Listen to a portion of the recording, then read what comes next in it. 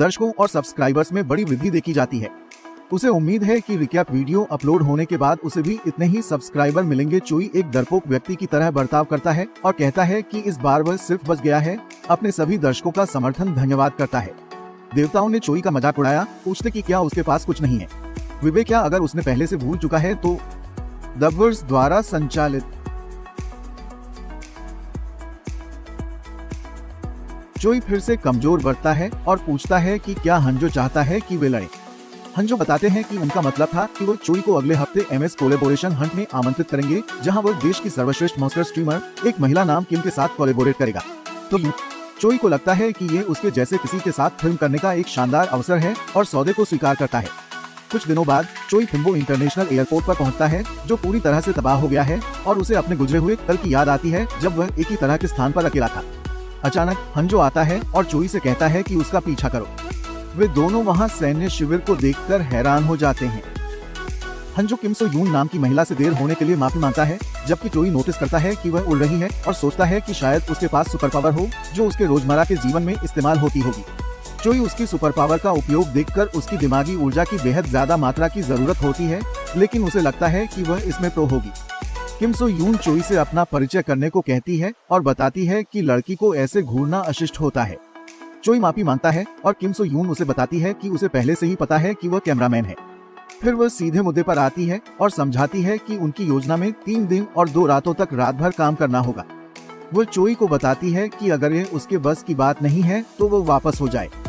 हंजो योजना सुनकर हैरान हो जाता है, लेकिन चोई एक वुमनाइजर होने के कारण कहता है कि 4 दिन और 3 रात हो तब भी मुश्किल नहीं होगा।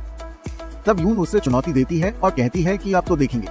चोई आत्मविश्वास से उसे आश्वासन देता है कि वह उसे निराश नहीं करेगा और वे एक दूसरे से हाथ मिलाते हैं। तब नोटिफिकेशन आता है जिसमें बताया जाता है कि भगवान का दिल तेजी से धड़क रहा है। 2 दिनों की तैयारी के बाद किम।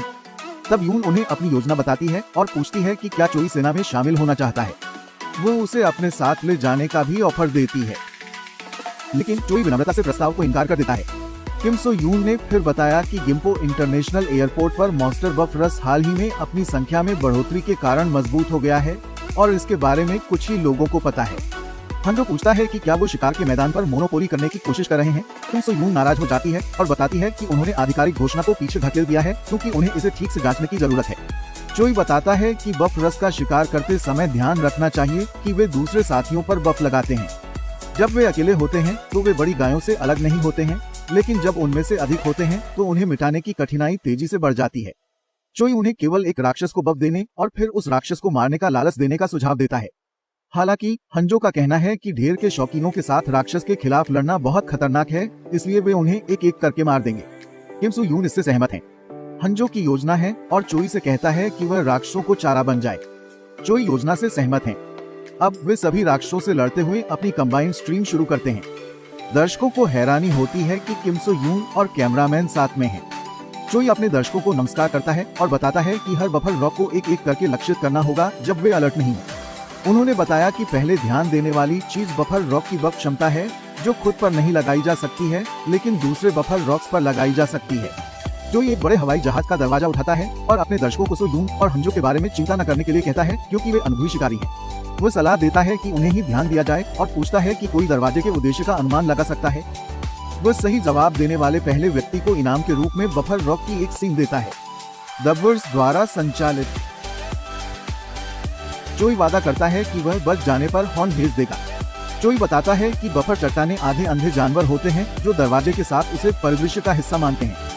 वो कूदता है और बफर चट्टान पर हमला करता है, उसके सिंग तोड़ देता है। जीव अभी भी जीवित है, लेकिन चोई फिर से हमला करता है और माना स्टोन प्राप्त करता है, जिसमें सभी बफ्स थे। वह मुख्य बफर चट्टान एक बफ के नुकसान के कारण छोटा हो जाता है। देवताओं को धीमी प्रगति से थका हुआ एक गंभीर फैसला लेना पड़ता है और वे चोई को डोनेशन देते हैं। वह राक्षस की लाश के अंदर कुछ चमकता हुआ देखता है और उसके शरीर से एक फावड़ा निकालता है, लेकिन यह उसके लिए बहुत भारी है और देवताओं की सलाह है कि वह जिम जाए। चोई राक्षस पर शोवल से हमला करता है और उसे एक ही हिट में मरते हुए झटका लगता है। डबवर्स द्वारा संचालित। दूसरी तरफ मुख्य बफर चट्टान बहुत बड़ी हो जाती है। अचानक क्योंकि धीमे और छोटे थे, तब ताकत आगमन हुआ और राक्षसों पर हमला किया गया। चोई को लगता है कि देवताओं को अचानक चिंता हो गई है और उसे हैरानी होती। फिर सभी शिकारी ब्लेड से कट जाते हैं। हम आसमान में उड़ते हुए ब्लेड मॉन्स्टर को देख सकते हैं। चोई बचपन में एक प्यारी माँ, एक सुंदर छोटी बहन और एक स्नेही पिता के साथ था। हालांकि एक दिन सैकड़ों हजारों तलवारों की बारिश हुई जिससे सभी की मौत हो गई। इस तबाही का कारण नल ब्लेड नामक 5 स्टार मॉन्स्टर था जिसे कभी नहीं हराया गया है। नल ब्लेड अभी चोई के सामने है और चूंकि भगवान उसके दुखद भाग्य पर विलाप कर रहे हैं, लेकिन चोई हंस रहा है। वह अपने दर्शकों को बताता है कि वह इस पल के लिए अपनी पूरी जिंदगी से तैयार था। चोई नल ब्लेड पर हमला करता है, लेकिन इससे उसे हल्की चोटें लगती हैं। नल ब्लेड एक मानव जैसा राक्षस है जो बुद्धिमान होता है और सीखने की क्षमता रखता है।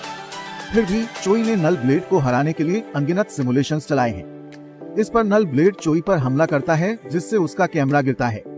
नल ब्लेड की ताकत उसकी तलवारों में है जो दुश्मनों की संख्या बढ़ने पर उसके तेज होते हैं, जिससे इसे सैद्धांतिक रूप से हराना असंभव लगता है। इसके बावजूद चोई नल ब्लेड को अपने शवल से मारता है, जिससे मानवता ने नल को पहली बार मारा है। डबवर्स द्वारा संचालित। हालांकि नल ब्लेड भागता है जिससे सभी दर्शक हैरान हो जाते हैं। अचानक हंजो, जिसे कोरियाई थोर के नाम से भी जाना जाता है, आ जाता है, दावा करता हुआ कि वही नल ब्लेड को मारेगा। हंजो अपनी बिजली से नल ब्लेड पर हमला करता है, लेकिन नल ब्लेड 2 तलवारों को बुलाता है जिससे चोई को एहसास होता है कि वह इसे अकेले नहीं हरा सकता। नतीजतन नल ब्लेड बच जाता है। अपनी स्ट्रीम की जांच करने पर हंजो को समझ में आता है कि वह मुश्किल में है। वह सुझाव देता है कि वे बाद में फिर से कोशिश करें, लेकिन चोई ने उसके चेहरे पर मुक्का मारा, इसे अब तक का सबसे बड़ा झांसा कहते हुए। लड़ाई के दौरान भगवान देखने वालों की संख्या 6 से 11 में बढ़ जाती है। चोई अब हॉस्पिटल में है और उसे ये समझ में आता है कि उसे नल ब्लेड से इतनी जल्दी मिलेगा नहीं। डबवर्स द्वारा संचालित।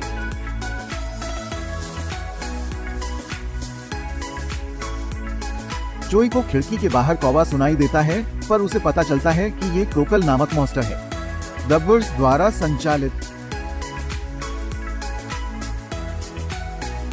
क्रोकल एक ऐसा राक्षस है जो क्षेत्र के भाग्य का अंदाजा लगाता है। अगर बाएं सिर रो रहा हो तो ये बुरे भाग्य का संकेत है, और अगर दाएं सिर रो रहा हो तो ये अच्छे भाग्य का संकेत है। भाग्यशाली तौर पर दाहिने सिर में हंसी आ रही है और चोई को अचानक अपनी महत्वपूर्ण वस्तुओं की याद आती है। उसे अपना मोबाइल और कैमरा मिल जाता है और नवीनतम खबरों की जांच करते हुए पता चलता है कि नल ब्लेड दक्षिण में भाग निकला है। चोई बड़े राक्षस से लड़ने के बाद जीवित रहने में कामयाब होने के लिए आभारी है।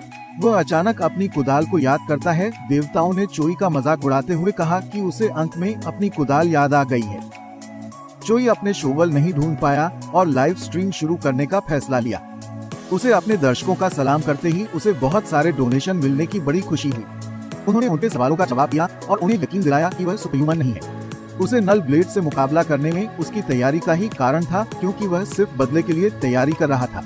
चोई ने दर्शकों के साथ अपने गुजरे हुए काल की बातें शेयर की और उसे नाराजगी हुई कि वे उम्मीद खो बैठे थे।